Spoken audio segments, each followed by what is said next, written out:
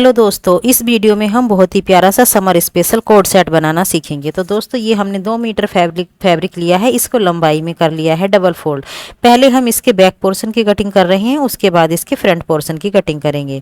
तो हमने सबसे पहले ऊपर शोल्डर की मार्किंग कर ली और आर्म होल की मार्किंग की। 6.5 इंच पर शोल्डर की मार्किंग और 6.5 इंच पर ही आर्म होल की मार्किंग करके हमने अब लगा लिया है कमर का निशान। कमर का निशान ऊपर से हमने ठीक 15 इंच नीचे लगाया है। ये हमने लिया है 10 इंच का अभी मार्क किया है और इसमें हम जो है फिटिंग का जो निशान है बाद में मार्किंग करेंगे। बेस के निशान हमने 10 इंच पर लगाया है और उसमें हमने 2 इंच लिया है मार्जिन।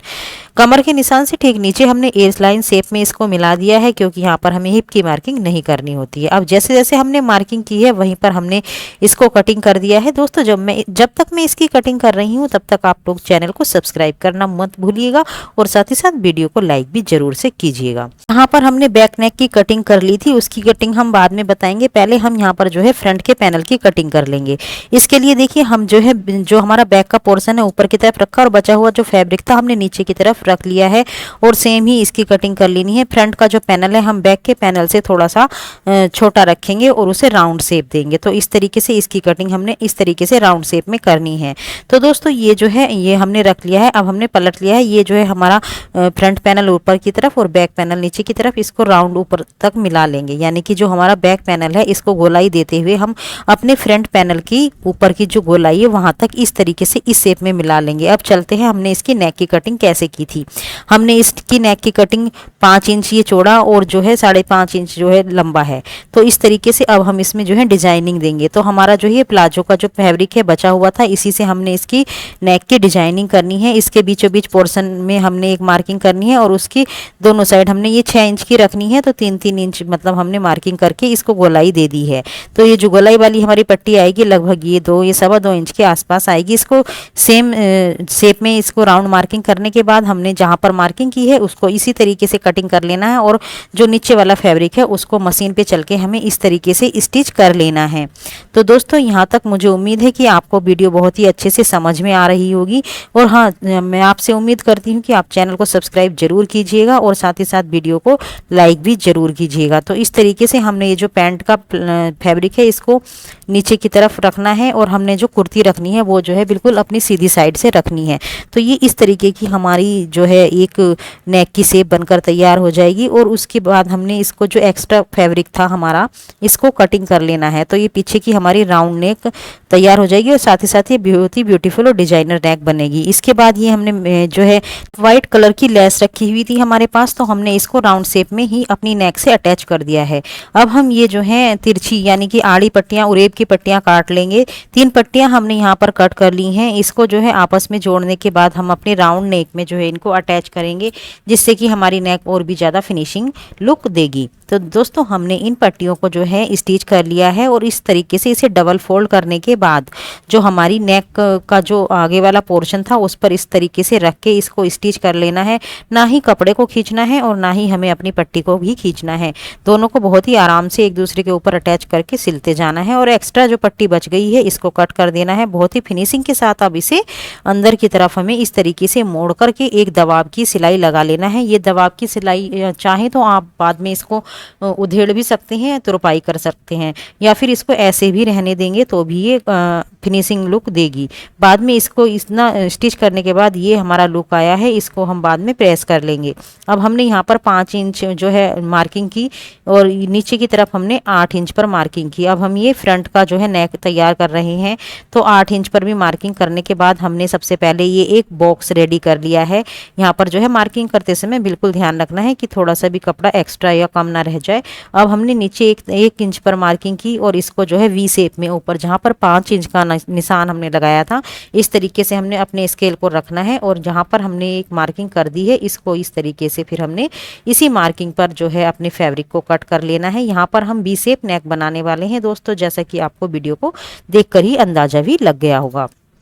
तो इतना कट कर लेना है इसको। और देखिए मैं आपको इसको खोल कर दिखाती हूँ, कुछ इस तरीके की शेप आएगी। ये 2 इंच चौड़ी पट्टी और लगभग 10 सेंटीमीटर लंबी हमने ये जो है पट्टी ली है।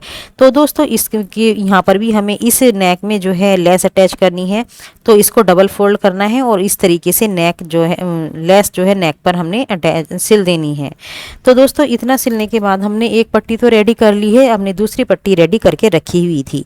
अब हमने इस नेक पर यानी कि कुर्ती जो है हमने सीधी रखी है और हमने ये जो पट्टियां हमने तैयार की थी इसको उल्टा रख करके दबाव दे करके आधा इंच का इसको सिल लेना है। अब इसको इस तरीके से पलट लेना है। दोनों ही पट्टियां हमें सेम तरीके से अटैच करनी है। जो नीचे ये फैब्रिक हमारा बचा हुआ था इसको अंदर की तरफ मोड़ करके हमने यहाँ पर एक स्टिच लगा देनी है, बहुत ही फिनिशिंग के साथ। जो है यहाँ पर झोल नहीं आना चाहिए, इस बात का ध्यान रखना है। अब ये अंदर से जो है हमारा 2-2 इंच फैब्रिक बच गया था, इसको भी एक बार पक्की सिलाई लगाने के बाद इसको जो एक्स्ट्रा फैब्रिक है कट कर देना है। तो इस तरीके से हमारी ये दोनों ही मतलब पोर्शन की नेक बनकर तैयार हो गई है। दोनों के जो है शोल्डर हमें सिल देने हैं इस तरीके से।